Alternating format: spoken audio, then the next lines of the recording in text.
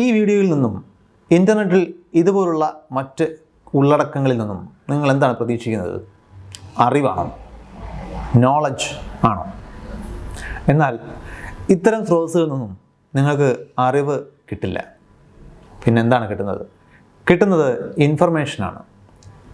നമ്മൾ ഗൂഗിൾ ഒക്കെ വന്നതിന് ശേഷം, ഇൻ്റർനെറ്റിൻ്റെ വിപ്ലവം നടന്ന ശേഷം എല്ലാ അറിവുകളും നമ്മുടെ വിരൽത്തുമ്പിലുണ്ട് എന്ന് പറയാറുണ്ട്. ചിലരെങ്കിലും ആ പേരിൽ വല്ലാത്ത കോൺഫിഡൻസ് വെച്ച് പുലർത്താറുമുണ്ട്. പക്ഷേ പലപ്പോഴും നമ്മൾ മറന്നു പോകുന്ന കാര്യം, ഈ അറിവ് എന്ന് പറയുന്ന സംഗതി നമുക്ക് വേറൊരിടത്തൊന്നും ചുമ്മാ അങ്ങ് കിട്ടില്ല. അത് നമ്മൾ ഉണ്ടാക്കിയെടുക്കണം. ഇതുമായിട്ട് ബന്ധപ്പെട്ടിട്ടുള്ള ചില കാര്യങ്ങളാണ് നമ്മളിന്ന് ചർച്ച ചെയ്യുന്നത്. നമ്മൾ എന്തിനെയാണ് അറിവ് അല്ലെങ്കിൽ നോളജ് എന്ന് വിളിക്കുന്നത്? പലപ്പോഴും അങ്ങനെ തെറ്റിദ്ധരിച്ച് നമ്മൾ ഉപയോഗിക്കുന്നത് ഇൻഫർമേഷൻ എന്ന വിവരത്തെയാണ്. അപ്പോൾ നമുക്ക് ആദ്യം പരിചയപ്പെടേണ്ടത് DIKW പിരമിഡ് എന്ന് വിളിക്കുന്ന ഒരു ആശയമാണ്. ഇതിൽ DIKW സൂചിപ്പിക്കുന്നത് ഡേറ്റ, ഇൻഫർമേഷൻ, നോളജ്, വിസ്ഡം. ഇത് നാലും വേറെ വേറെ കാര്യങ്ങളാണ്. നമുക്കിത് ആദ്യം ഓരോന്നായിട്ട് പരിചയപ്പെടാം. എന്താണ് ഡേറ്റ? പ്രത്യേകിച്ച് ബാക്ക്ഗ്രൗണ്ടൊന്നും ഇല്ലാതെ നിങ്ങൾ കാണുന്ന നമ്പറുകളോ ചിത്രങ്ങളോ സിംബലുകളോ മറ്റ് വസ്തുതകളോ ഒക്കെയാണ് നമ്മൾ പൊതുവിൽ ഡേറ്റ എന്നതുകൊണ്ട് ഉദ്ദേശിക്കുന്നത്. അതായത് അത് ഇപ്പോൾ നിങ്ങളൊരു പേപ്പറിൽ കുറേ നമ്പറുകൾ എഴുതിയിരിക്കുന്നത് കാണുന്നു. 98, 99, പിന്നെയും 95, 102, 104 ഇങ്ങനെ കുറേ നമ്പറുകൾ നിങ്ങൾക്ക് ഒരു സ്ഥലത്ത് എഴുതിയിരിക്കുന്നതായിട്ട് കിട്ടുന്നു എന്ന് വിചാരിക്കുക. അതെന്ത് നമ്പറുകളാണെന്നോ അതെന്തിനെ സൂചിപ്പിക്കുന്നുവെന്നോ ആരെടുത്തതാണെന്നോ എന്തിൻ്റെ ആണെന്നോ ഒരു വിവരവും നിങ്ങൾക്ക് ലഭ്യമല്ല. നിങ്ങളുടെ കയ്യിൽ ഇങ്ങനെ കുറേ നമ്പറുകളേ ഉള്ളൂ. ഇതിനെ നമുക്ക് ഡേറ്റ എന്ന് വിളിക്കാം. ഇത് അൺപ്രോസസ്ഡ് ആണ്. ഇതിനകത്ത് പ്രത്യേകിച്ച് ചിത്രങ്ങളൊന്നും നിങ്ങൾക്ക് ലഭിക്കാനില്ല. ഇനി ഇതിൻ്റെ അടുത്ത ഘട്ടം, ഡേറ്റയെ ഇൻഫർമേഷൻ എന്ന് വിളിക്കണമെങ്കിൽ, വിവരം എന്ന് വിളിക്കണമെങ്കിൽ നമുക്ക് ഈ ഡേറ്റയെ ഒന്ന് ക്ലീൻ ചെയ്യേണ്ടതുണ്ട്. ചിലപ്പോൾ ഈ ഫിഗർ എന്തിൻ്റെയാണ് എന്ന വിവരം നമുക്ക് വേണ്ടി വരും. ഇപ്പോൾ ഉദാഹരണത്തിന് ഈ പേപ്പറിൽ നിങ്ങൾ കണ്ട നമ്പർ, അത് ഒരു വ്യക്തിയുടെ ബോഡി ടെമ്പറേച്ചർ 1 മണിക്കൂർ ഇടവിട്ട് തെർമോമീറ്റർ ഉപയോഗിച്ച് അളന്ന കിട്ടിയ വാല്യൂസ് ആണ് എന്ന് വിചാരിച്ചോളൂ. പക്ഷേ ആ വിവരം ആ നമ്പറുകളിലില്ലായിരുന്നു. അത് കൂടി കൂട്ടിച്ചേർക്കുമ്പോൾ അതിന് ഒരു കോണ്ടെക്സ്റ്റ് കൈവരും. അതായത് ഈ നമ്പറുകൾ എന്തിനെയാണ് സൂചിപ്പിക്കുന്നത്, അത് ഒരു മീനിങ് നിങ്ങൾക്ക് ഇപ്പോൾ ലഭിക്കുന്നു. ഇനി ചിലപ്പോൾ അതിനകത്ത് ചില നമ്പറുകൾ തെറ്റായി എഴുതിയെടുത്തതായിരിക്കാം. അത് നിങ്ങൾക്ക് കാണുമ്പോൾ തന്നെ മനസ്സിലാവുന്നു. ഇപ്പോൾ ഒരാളുടെ ബോഡി ടെമ്പറേച്ചർ ആണെന്നുണ്ടെങ്കിൽ അതിനകത്ത് 32 എന്നൊരു വാല്യൂ നിങ്ങൾ കണ്ടാൽ നിങ്ങൾക്ക് അത് വെട്ടാൻ പറ്റും. കാരണം ആ നമ്പർ ഒരാളുടെ ബോഡി ടെമ്പറേച്ചറിനെ റെപ്രസെൻ്റ് ചെയ്യാനുള്ള സാധ്യതയില്ല. ഇവിടെ നമ്മൾ പറഞ്ഞ നമ്പറുകളെല്ലാം തന്നെ ഫാരൻഹീറ്റ് സ്കെയിലിൽ ബോഡി ടെമ്പറേച്ചർ മെഷർ ചെയ്യുമ്പോൾ ഉള്ള വാല്യൂസാണ്. അപ്പോൾ ഒരുപക്ഷെ തെറ്റായിട്ട് അതിൻ്റെ സെൽഷ്യസ് ഡിഗ്രിയിൽ അളന്നൊരു വാല്യൂ അതിനകത്ത് എഴുതി പോയിട്ടുണ്ടാകാം. അപ്പോൾ അത് തെറ്റാണെന്ന് നമുക്ക് മനസ്സിലാകും. ഒന്നുമില്ല, അതിനെ ഫാരൻഹീറ്റിലേക്ക് കൺവേർട്ട് ചെയ്ത് എഴുതാം. അല്ലെങ്കിൽ ആ വാല്യൂ തെറ്റായി മെഷർ ചെയ്ത് പോയതുകൊണ്ട് അതിനെ നമുക്ക് ആ കൂട്ടത്തിൽ നിന്ന് മാറ്റിയെടുക്കാം. അപ്പോൾ അവിടെ നമ്മൾ ചെയ്യുന്നത് ഡേറ്റ ക്ലീനിങ് ആണ്. അപ്പോൾ അതിനകത്ത് അഡീഷണൽ ഇൻഫർമേഷൻ കൂടി ചേർക്കേണ്ടി വരുന്നു. അത് എപ്പോൾ, ആരുടെ, എങ്ങനെ മെഷർ ചെയ്ത ബോഡി ടെമ്പറേച്ചറാണ്. ഇപ്പോൾ നിങ്ങളുടെ കയ്യിലിരിക്കുന്നത് ഇൻഫർമേഷനാണ്. അപ്പോൾ ഡേറ്റയിൽ നിന്നും നമ്മൾ ഇൻഫർമേഷനിൽ എത്തിക്കഴിഞ്ഞു. ശ്രദ്ധിക്കേണ്ട കാര്യം, ഈ ഇൻഫർമേഷൻ അറിവ് ആയിട്ടില്ല. നിങ്ങൾക്ക് വേണമെങ്കിൽ ഈ ബോഡി ടെമ്പറേച്ചറിനെ ടൈമിന് എതിരെ ഒരു ഗ്രാഫായിട്ടൊക്കെ വരച്ച് ആ ടെമ്പറേച്ചർ എങ്ങനെ വേരി ചെയ്യുന്നു എന്നൊക്കെ വരച്ചെടുക്കാം. അപ്പോഴും അത് വിവരം മാത്രമേ ആയിട്ടുള്ളൂ എന്നത് നമ്മൾ ശ്രദ്ധിക്കണം. അപ്പോൾ ഇൻഫർമേഷനിലേക്ക് വരുമ്പോൾ ഡേറ്റ എന്ന് പറയുന്ന അൺപ്രോസസ്ഡ് റോ ആയിട്ടുള്ള ഒരു കൂട്ടം വസ്തുതകളിൽ നിന്നും നമുക്കൊരു വിവരണം ഉണ്ടാക്കിയെടുക്കാൻ പറ്റും. വിവരണം എന്ന് പറഞ്ഞാൽ ഡിസ്ക്രിപ്ഷൻ. അപ്പോൾ അത് വെച്ചിട്ട് നമുക്ക് പറയാൻ പറ്റും ഇയാളുടെ ടെമ്പറേച്ചർ ഇങ്ങനെ കൂടുന്നുണ്ടോ കുറയുന്നുണ്ടോ, എവിടെയെങ്കിലും ഒരു പ്രത്യേക ഭാഗത്ത് കുറഞ്ഞിട്ട് പിന്നെ കൂടുന്നുണ്ടോ. ഇത്തരം വിവരണങ്ങൾ നമുക്ക് സാധ്യമാണ്, ഡിസ്ക്രിപ്ഷൻ. പക്ഷേ ഇത് നോളജായിട്ട് മാറണമെന്നുണ്ടെങ്കിൽ ഈ വിവരണങ്ങളുടെ അടിസ്ഥാനത്തിൽ നിങ്ങൾക്ക് ഒരു പ്രഡിക്ഷൻ സാധ്യമാകണം. ഇത് ഇങ്ങനെ പോയാൽ, അല്ലെങ്കിൽ ഇതിൻ്റെ മീനിങ് എന്താണ്, ഇത് എന്തിനെയാണ് സൂചിപ്പിക്കുന്നത്, അതായത് അതിൽ നിങ്ങൾക്ക് നോക്കിയാൽ കാണാൻ കഴിയില്ല. അതിൽ നിന്നും നിങ്ങൾ സിന്തസൈസ് ചെയ്തെടുക്കണം. ആ അറിവ് നിങ്ങൾ ഉണ്ടാക്കിയെടുക്കേണ്ടതാണ് എന്നർത്ഥം. ഇപ്പോൾ നിങ്ങളുടെ കയ്യിലിരിക്കുന്നത് ജനിച്ച ശേഷമുള്ള ഒരു കുഞ്ഞിൻ്റെ പല പല ഘട്ടങ്ങളിലുള്ള വെയിറ്റാണ് എന്ന് വിചാരിച്ചോളൂ. അപ്പോൾ ആദ്യത്തെ കുറേ നാളത്തെ വെയിറ്റിൻ്റെ ഇൻഫർമേഷൻ നിങ്ങൾ നോക്കിക്കഴിഞ്ഞാൽ അതിങ്ങനെ വളരെ വേഗത്തിൽ കൂടുന്നത് കാണാൻ പറ്റും. അതായത് ഒരു നവജാത ശിശു വളരെ പെട്ടെന്ന് അതിൻ്റെ ശരീരഭാരം കൂടുന്നത് നമുക്ക് കാണാൻ പറ്റുന്ന കാര്യമാണ്. അങ്ങനെയാണെന്നുണ്ടെങ്കിൽ ഇപ്പോൾ പോകുന്ന റേറ്റിൽ ഈ കുഞ്ഞിൻ്റെ ഭാരം കൂടിക്കൊണ്ടിരുന്നാൽ ഒരു 5 കൊല്ലം കഴിയുമ്പോൾ ഈ കുട്ടിക്ക് എത്ര ഭാരം ഉണ്ടാവും? നിങ്ങൾ ആ ഗ്രാഫിനെ വരച്ച് നീട്ടിക്കൊണ്ട് പോയി കഴിഞ്ഞാൽ ചിലപ്പോൾ ഒരു മനുഷ്യന് സാധ്യമല്ലാത്തത്ര വലിയൊരു ഭാരമായിരിക്കും നിങ്ങൾക്ക് കിട്ടുന്നത്. മറന്നു പോകുന്ന കാര്യം, ഒരു കുഞ്ഞിൻ്റെ വളർച്ച ആദ്യത്തെ 1 വയസ്സിൽ നടക്കുന്ന അത്ര സ്പീഡിൽ മുമ്പോട്ട് പോകണമെന്നില്ല. പിന്നെ അതിൻ്റെ നിരക്ക് കുറഞ്ഞു വരും. അത് ഇൻഫർമേഷൻ മാത്രം വെച്ച് നമുക്ക് മനസ്സിലാവില്ല. അതിന് നമുക്ക് നോളജ് ഉണ്ടാവേണ്ടതുണ്ട്. അപ്പോൾ ഈ നോളജ് എന്ന് പറയുന്നത് പ്രഡിക്ഷന് നമ്മൾ സാധ്യമാണ്. നിങ്ങൾക്ക് ഒരു അറിവുണ്ടെങ്കിൽ ആ അറിവിൻ്റെ അടിസ്ഥാനത്തിൽ ഭാവിയിൽ എന്താണ് സംഭവിക്കാൻ പോകുന്നത് എന്ന കാര്യം നിങ്ങൾക്ക് പ്രവചിക്കാൻ സാധിക്കണം. അത്തരം കണക്ക് കൂട്ടലുകൾ സാധിക്കണം. അപ്പോഴാണ് അത് നോളജായിട്ട് മാറുന്നത്. അപ്പോൾ അതിൻ്റെ മുകളിലിരിക്കുന്ന സംഗതി അത് വിസ്ഡമാണ്. നിങ്ങൾക്ക് അറിയാവുന്ന കാര്യങ്ങളെ നിങ്ങൾക്ക് ഇവാലുവേറ്റ് ചെയ്യാൻ കഴിയുമ്പോഴും അതിൻ്റെ അടിസ്ഥാനത്തിൽ നിങ്ങൾക്ക് ചില എത്തിക്കൽ ഡിസിഷൻസ് എടുക്കാൻ കഴിയുമ്പോഴുമാണ് അത് നിങ്ങളുടെ വിസ്ഡം ആയിട്ട് മാറുന്നത്. അതായത് നോളജ് എന്തെങ്കിലും ചെയ്യുന്നതിനെ കുറിച്ചാണെന്നുണ്ടെങ്കിൽ അത് എന്തിന്, എങ്ങനെ ചെയ്യണമോ വേണ്ടയോ, ഇത്തരം ഡിസിഷൻ മേക്കിംഗ് ഇതെല്ലാം കൂടി ചേരുമ്പോഴാണ് നിങ്ങളുടെ നോളജിന് മുകളിൽ നിങ്ങൾക്ക് വിസ്ഡം വന്നു എന്ന് പറയുന്നത്. പൊതുവിൽ ഉദാഹരണമായിട്ട് എപ്പോഴും പറയുന്നൊരു സെൻറ്റൻസ് ഉണ്ട്. ഇപ്പോൾ തക്കാളി ഒരു പഴമാണോ അതോ പച്ചക്കറിയാണോ? Is tomato fruit or a vegetable എന്നൊരു ചോദ്യമുണ്ട്. ജീവശാസ്ത്രം നമ്മളോട് പറയുന്നത് ടൊമാറ്റോ ഒരു ഫ്രൂട്ടാണ് എന്നുള്ളതാണ്. നമ്മൾ പൊതുവെ വെജിറ്റബിൾസിൻ്റെ കൂട്ടത്തിലാണ് അതിന് ഉപയോഗിക്കുന്നതെങ്കിലും ജീവശാസ്ത്രപരമായിട്ട് തക്കാളി ഒരു പഴമാണ്. അപ്പോൾ ഇതിനെക്കുറിച്ച് നോളജിനെയും വിസ്ഡത്തെയും തമ്മിലുള്ള വേർതിരിവ് മനസ്സിലാക്കാൻ ഉപയോഗിക്കുന്ന ഒരു ചൊല്ലുണ്ട്. അതിങ്ങനെയാണ്: knowledge is knowing tomato is a fruit, wisdom is not putting it in the fruit salad എന്നാണ്. ഒരു പഴമാണ് തക്കാളി എന്ന് മനസ്സിലാക്കുന്നത് അറിവാണെങ്കിൽ അതിനെ ഫ്രൂട്ട് സാലഡിൽ ഇടാതിരിക്കുന്നത് നിങ്ങളുടെ വിസ്ഡം ആണ് എന്നാണ് ഈ പറയുന്നത്. അപ്പോൾ ഈ data, information, knowledge, wisdom pyramid നമ്മളോട് സൂചിപ്പിക്കുന്നത് എല്ലാ വിവരങ്ങളെയും നമ്മൾ കൊണ്ട് നടക്കുന്ന എല്ലാ ധാരണകളെയും നമുക്ക് അറിവ് എന്ന് വിശേഷിപ്പിക്കാൻ കഴിയില്ല. പലപ്പോഴും നമ്മളങ്ങനെ തെറ്റിദ്ധരിക്കും. നമുക്ക് ഇൻ്റർനെറ്റിൽ, പ്രത്യേകിച്ച് നിങ്ങളിപ്പോൾ ഈ വീഡിയോ കണ്ടുകൊണ്ടിരിക്കുമ്പോൾ ഞാൻ DIKW പിരമിഡിനെ കുറിച്ച് സംസാരിക്കുന്നു. അത് നിങ്ങളുടെ അറിവായിട്ടില്ല. നിങ്ങളത് ആദ്യമായിട്ട് കേൾക്കുകയാണെന്നുണ്ടെങ്കിൽ നിങ്ങൾക്കൊരു വിവരം കിട്ടി. പക്ഷേ അത് നിങ്ങളുടെ അറിവാകണമെന്നുണ്ടെങ്കിൽ ഈ പ്രോസസ്സ് നിങ്ങൾക്ക് നിങ്ങളുടെ ഉള്ളിൽ കാണാൻ കഴിയണം.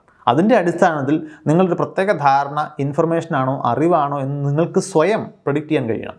അതറിയാമെങ്കിൽ ഇതിൻ്റെ മറ്റൊരു സിറ്റുവേഷനിൽ നിങ്ങൾക്കിത് അപ്ലൈ ചെയ്യാൻ കഴിയണം. അപ്പോൾ നിങ്ങളുടെ കയ്യിലിരിക്കുന്ന വിവരത്തിൻ്റെ ആപ്ലിക്കേഷൻ കൂടിയാണ് നോളജ് എന്ന് പറയുന്നത്. അത് അപ്ലൈ ചെയ്യണമോ വേണ്ടയോ എന്ന തീരുമാനമെടുക്കലിനും അത് അപ്ലൈ ചെയ്യുന്നതിലെ എന്തെങ്കിലും നൈതിക പ്രശ്നങ്ങൾ, എത്തിക്കൽ കൺസിഡറേഷൻസും ഒക്കെ നിങ്ങൾക്ക് മനസ്സിലാകുന്നുണ്ടെന്നുണ്ടെങ്കിൽ അപ്പോഴാണ് നിങ്ങൾ അതിൻ്റെ അടിസ്ഥാനത്തിൽ വൈസ് ആയിട്ട് വിവേകപൂർവ്വമുള്ള തീരുമാനത്തിന് കേപ്പബിലിറ്റി കൈവരിച്ചു എന്ന് പറയാവുന്നത്.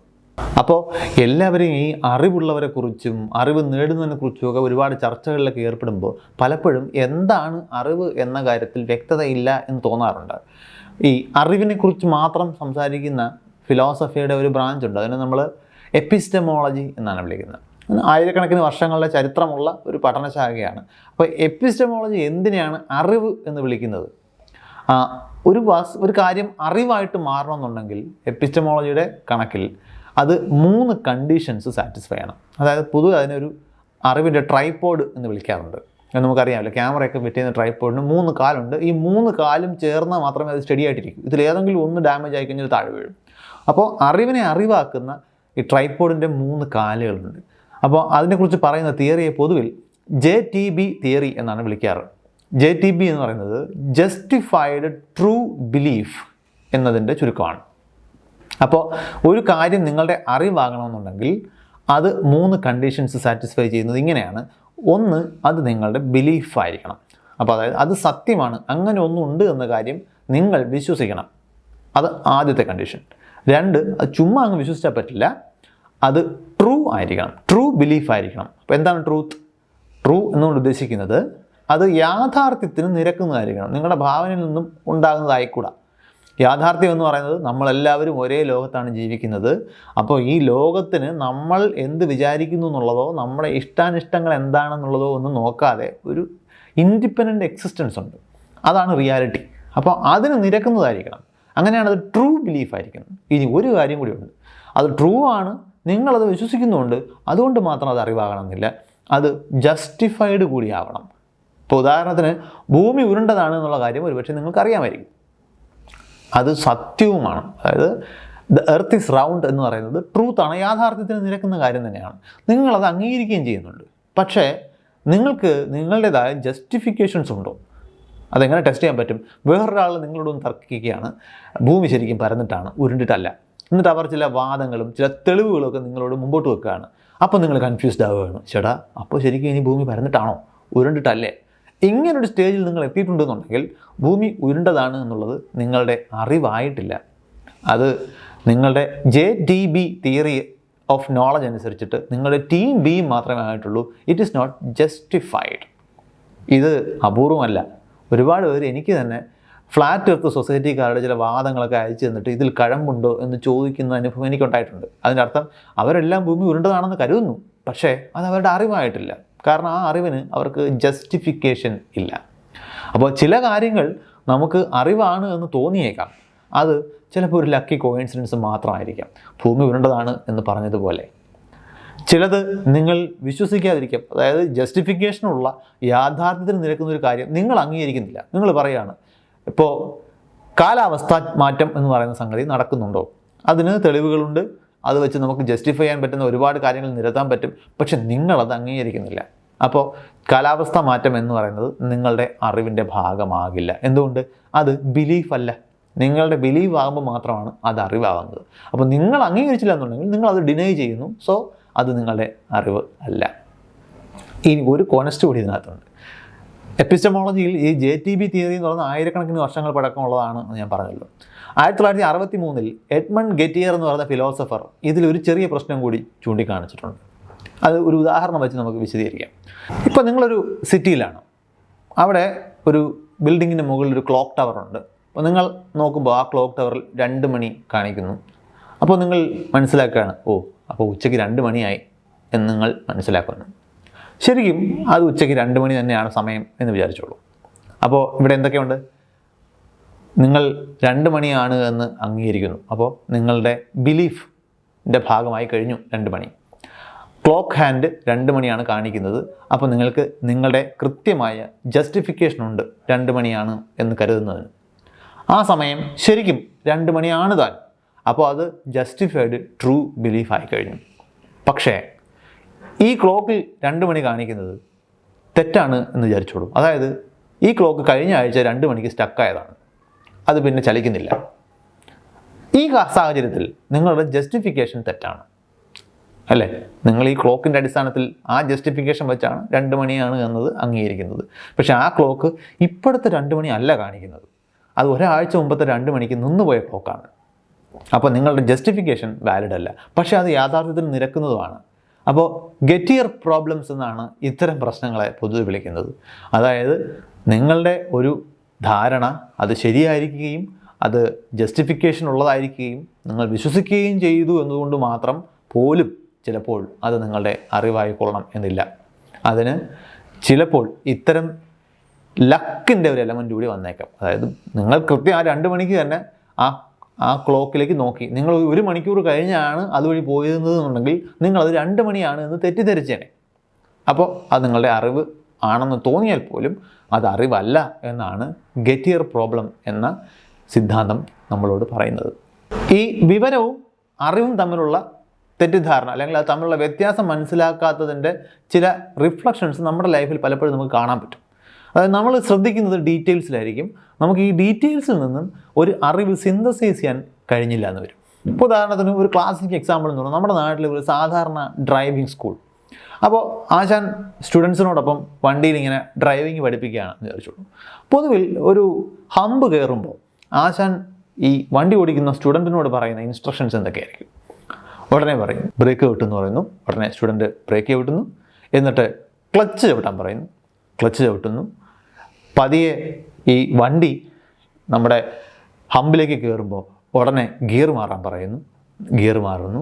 എന്നിട്ട് ഹമ്പിൽ നിന്ന് ഇറങ്ങിയിട്ട് പതിയെ ആക്സിലറേറ്റർ കൊടുക്കാൻ പറയുന്നു, കൊടുക്കുന്നു, വണ്ടി നീങ്ങുന്നു. ഇങ്ങനെ ഒരു സെറ്റ് ഓഫ് ഇൻസ്ട്രക്ഷൻസ് ആയിരിക്കും ആശാൻ പറയുന്നത്. അതായത് വണ്ടി ഓടിക്കുമ്പോൾ നിങ്ങളൊരു ഹമ്പ് കയറുമ്പോൾ എന്താണ് ചെയ്യേണ്ടത് എന്നതിൻ്റെ സ്റ്റെപ്പ് ബൈ സ്റ്റെപ്പ് ഇൻസ്ട്രക്ഷൻസ് ആണ് ഈ ഇൻസ്ട്രക്ടർ ആശാൻ നിങ്ങൾക്ക് തരുന്നത്. അത് നിങ്ങൾ എക്സിക്യൂട്ട് ചെയ്യുന്നു, ഹമ്പ് കയറുന്നു. പക്ഷേ നിങ്ങൾ ഇതിൽ നിന്നും എന്താണ് മനസ്സിലാക്കിയത്? നിങ്ങൾ കുറേ സ്റ്റെപ്സ് പഠിച്ചു. ചിലപ്പോൾ ഈ ഹമ്പ് ഇറങ്ങി കഴിയുമ്പോൾ നിങ്ങൾ മറന്നു പോയിട്ടുണ്ടാകും ആശാൻ എന്താണ് പറഞ്ഞതെന്നുള്ളത്.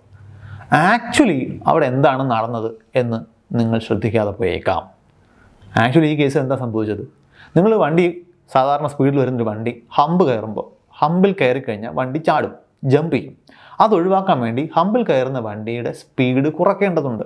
ഹമ്പ് വച്ചേക്കുന്നത് തന്നെ സ്പീഡ് കുറയ്ക്കാനാണെന്ന് അറിയാമല്ലോ. സ്പീഡ് ബ്രേക്കർ എന്നാണ് പലപ്പോഴും അതിനെ വിളിക്കുന്നത്. അപ്പോൾ സ്പീഡ് കുറയ്ക്കുകയാണ് നിങ്ങൾ അടിസ്ഥാനപരമായിട്ട് ചെയ്തത്. പക്ഷേ വണ്ടിയുടെ സ്പീഡ് കുറയ്ക്കുമ്പോഴത്തേക്കും നിങ്ങൾക്ക് കൂടുതൽ പവർ വേണ്ടി വരും. അപ്പോൾ നിങ്ങൾക്ക് ഗിയർ മാറേണ്ടി വരും. ഗിയർ മാറാൻ വേണ്ടി നിങ്ങൾ ക്ലച്ച് ചവിട്ടേണ്ടി വരും. അതുകൊണ്ടാണ് നിങ്ങൾ ഈ പറഞ്ഞ ഇൻസ്ട്രക്ഷൻസ് എല്ലാം ക്യാരി ഔട്ട് ചെയ്യേണ്ടി വന്നത്. അടിസ്ഥാനപരമായിട്ട് നിങ്ങൾ ചെയ്തത് സ്പീഡ് കുറയ്ക്കുക മാത്രമാണ്. ഈ ഉദാഹരണം പറഞ്ഞതിന് കാരണം പലപ്പോഴും ആളുകൾ ക്ലച്ച് ചവിട്ടുക, ബ്രേക്ക് ചവിട്ടുക, ആക്സിലറേറ്റർ കൊടുക്കുക, ഇങ്ങനെയുള്ള ഇൻസ്ട്രക്ഷൻസിലായിരിക്കും ശ്രദ്ധിക്കുന്നത്. ഇതൊക്കെ എന്തിനാണ് ചെയ്യുന്നത് എന്ന് പലപ്പോഴും ശ്രദ്ധിക്കാറില്ല. ഇത് നമ്മുടെയൊക്കെ ലൈഫിൽ നമ്മൾ നോക്കിക്കഴിഞ്ഞാൽ കാണാൻ പറ്റും. പല സ്ഥലങ്ങളിലും പല ഇൻസ്ട്രക്ഷൻസും നമുക്ക് കാണാൻ പറ്റും. ഈ ഇൻസ്ട്രക്ഷൻസിന് പിന്നിൽ ഒരു കാരണം, ഒരു ലോജിക്ക് ഉണ്ടാവും. എന്തിനാണ് നിങ്ങൾ ഇത് ചെയ്യേണ്ടത്? പക്ഷേ അത് നമ്മൾ ശ്രദ്ധിക്കില്ല. നമ്മൾ ഈ ഇൻസ്ട്രക്ഷൻസ് കാണാൻ പഠിക്കാൻ ശ്രമിക്കും. പ്രത്യേകിച്ച് ഞാനൊരു അധ്യാപകനാണ്. വിദ്യാർത്ഥികളിലൊക്കെ സ്ഥിരം ഒരുപാട് പേരെ നമുക്ക് ഇത്തരം പെരുമാറ്റങ്ങൾ കാണാൻ പറ്റും, ലാബിലോ ഒക്കെ. അപ്പോൾ അവിടെ എല്ലാം പലരുടെയും ശ്രദ്ധ പോകുന്നത് ഈ ഇൻഡിവിജ്വൽ ഡീറ്റെയിൽസിലായിരിക്കും. മറിച്ച് ഇത് ആകത്തുക നോക്കുമ്പോൾ ഇതെന്താണ് ഇവിടെ നടക്കുന്നത് എന്ന് കാണാതെ പോകും. അപ്പോൾ ഇൻ്റർനെറ്റ് വിവരങ്ങളുടെ ഒരു വലിയ കലവറയാണ്. മനുഷ്യരാശി ഇന്ന് വരെ പരിചയപ്പെട്ടിട്ടുള്ളതിൽ ഏറ്റവും വലിയ കലവറയാണ് എന്ന് നമുക്കറിയാം. പക്ഷേ ഇതിൽ നിന്നും നമുക്ക് ഇൻഫർമേഷൻ മാത്രമേ കിട്ടൂ. ഇൻ്റർനെറ്റിൽ പലയിടങ്ങളിലായി ചിതറി കിടക്കുന്ന ഇൻഫർമേഷനിൽ നിന്നും ഒരു അറിവ് സിന്തസൈസ് ചെയ്തെടുക്കുക എന്ന് പറയുന്നത് നമ്മളുടെ ഓരോരുത്തരുടെയും പേഴ്സണൽ ബാധ്യത മാത്രമാണ്. അപ്പോൾ ഞാനിപ്പോൾ കുറേ കാര്യങ്ങൾ പറഞ്ഞുകൊണ്ടിരിക്കുകയാണ്.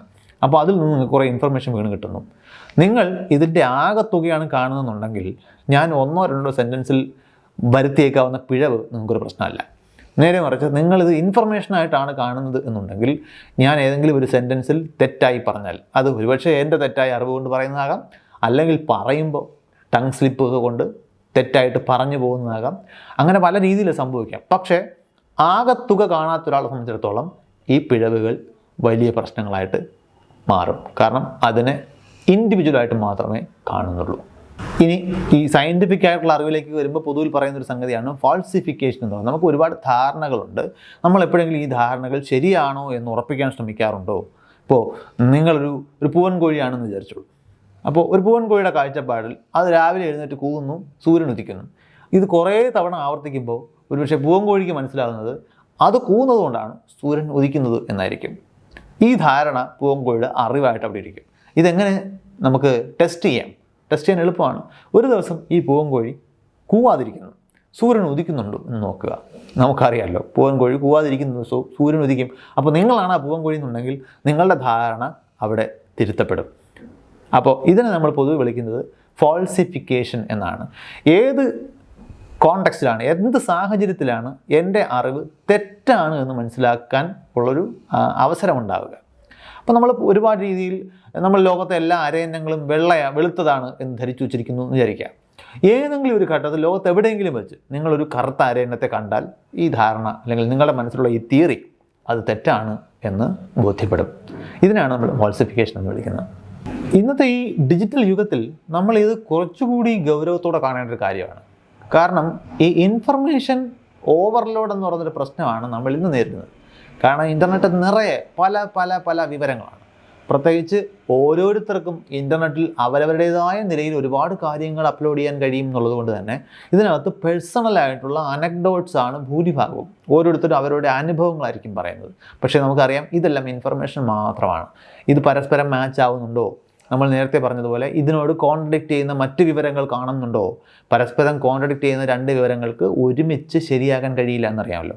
ഒന്നുകിൽ അതിലേതെങ്കിലും ഒന്ന് തെറ്റാണ്, അല്ലെങ്കിൽ ചിലപ്പോൾ ഇത് രണ്ടും തെറ്റായിരിക്കും.